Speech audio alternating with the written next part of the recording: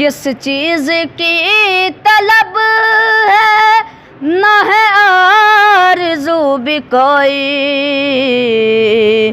کس چیز کی طلب ہے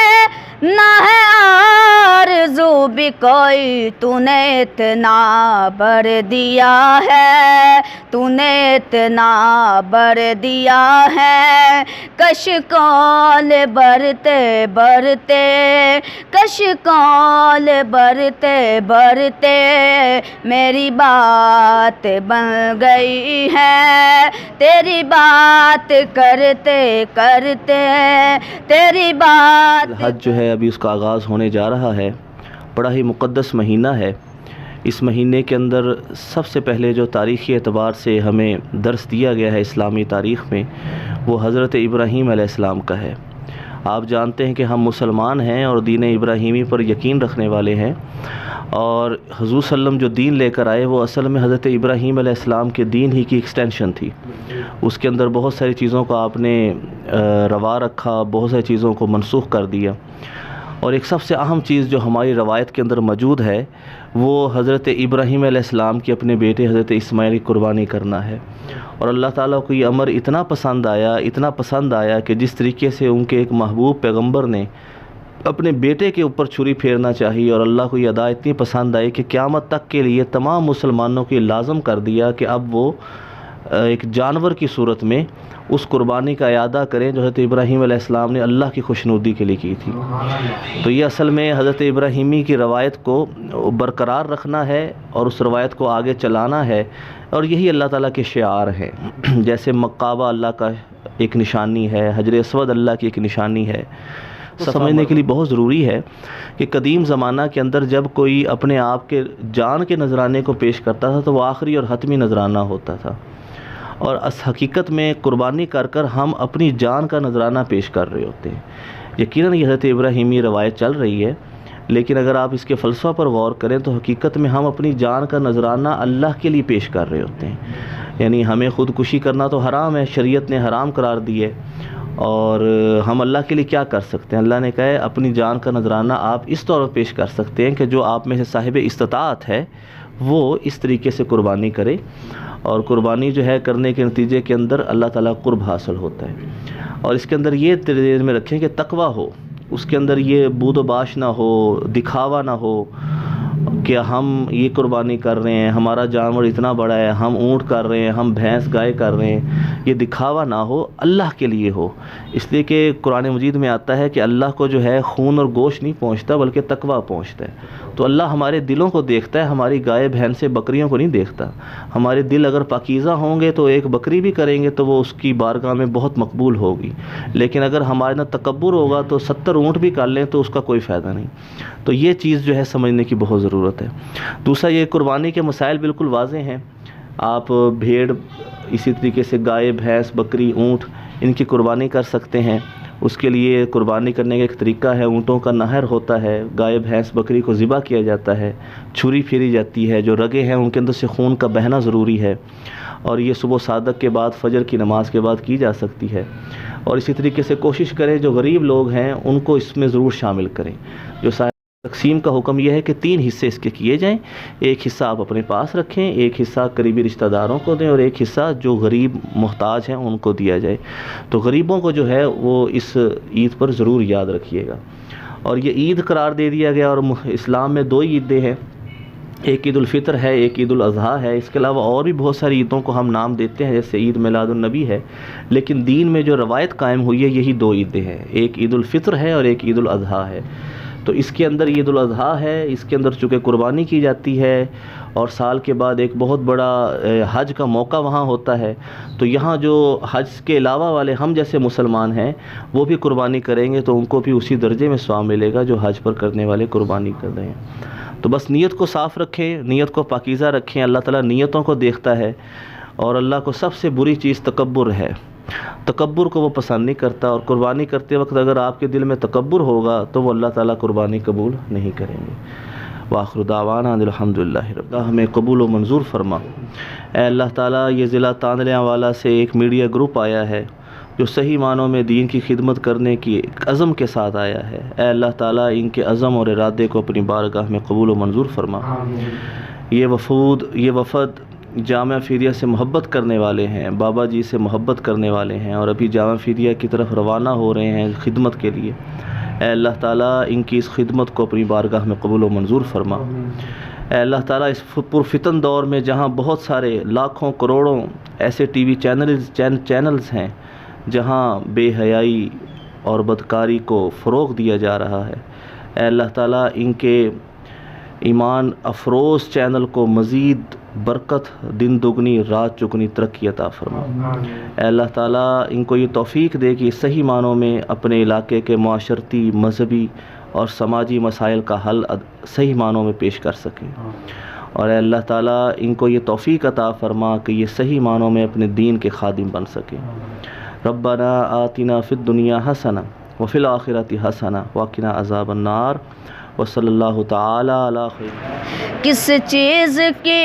طلب ہے نہ ہے آرزو بھی کوئی،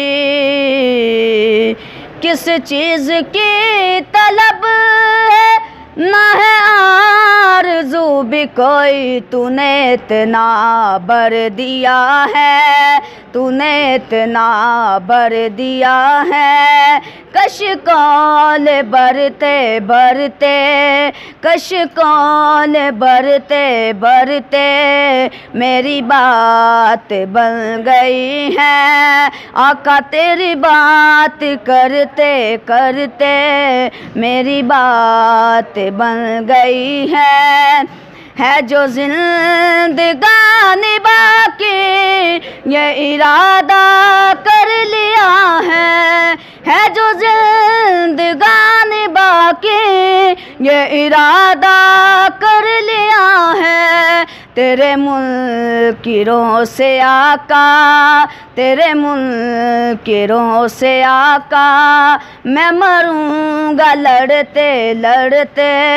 میں مروں گا لڑتے لڑتے، میری بات بن گئی ہے، تیری بات کرتے کرتے میری بات بن گئی ہے، میرے سونے سونے گھر میں کبھی رون کے عطا کر،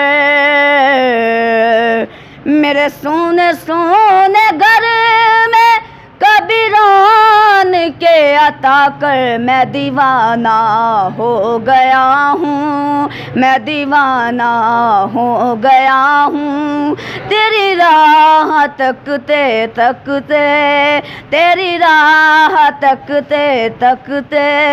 میری بات بن گئی ہے، تیری بات کرتے کرتے، تیری بات کرتے کرتے میری بات بن گئی ہے، میری بات بن گئی ہے، تیری بات کرتے کرتے میری بات بن گئی ہے، تیری بات کرتے کرتے تیرے شہر میں آؤں، تیرے شہر میں آؤں، تیری نعت پڑھتے پڑھتے، تیری نعت پڑھتے پڑھتے میری بات بن گئی ہے، تیری بات کرتے کرتے آقا تیری بات کرتے کرتے میری بات بن گئی ہے، تیرے عشق کی بدولت مجھے زندگی ملی ہے، تیرے عشق کی بدولت مجھے زندگی ملی ہے مجھے موت آقا آئے مجھے موت آقا آئے تیرا ذکر کرتے کرتے تیرا ذکر کرتے کرتے میری بات بن گئی ہے تیری بات کرتے کرتے تیری بات کرتے کرتے میری بات سانو مل گئی چوکھٹ زہرا دی منظور دعا ہو گئی جے چھڑیا بوہا پنجتن دا او دی نسل تباہ ہو گئی سانو مل گیا ہے ہن نجف دا شاہ تائیں نجف نورا ہو گئی ساتھ شفقت حسن دے نانے دی بہو خاص نگاہ ہو گئی ساتھ شفقت حسن دے نانے دی بہو خاص نگاہ ہو گئی السلام علیکم۔ وعلیکم السلام۔ نعت پاک دے دو تین شعر اگر کر تو جھک سونے دے بوہے تے تو جھک سونے دے بوہے تے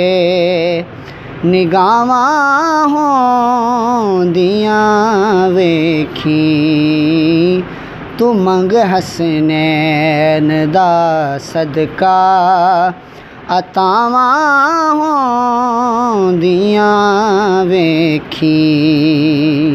تو منگ حسنین دا صدقہ عطاواں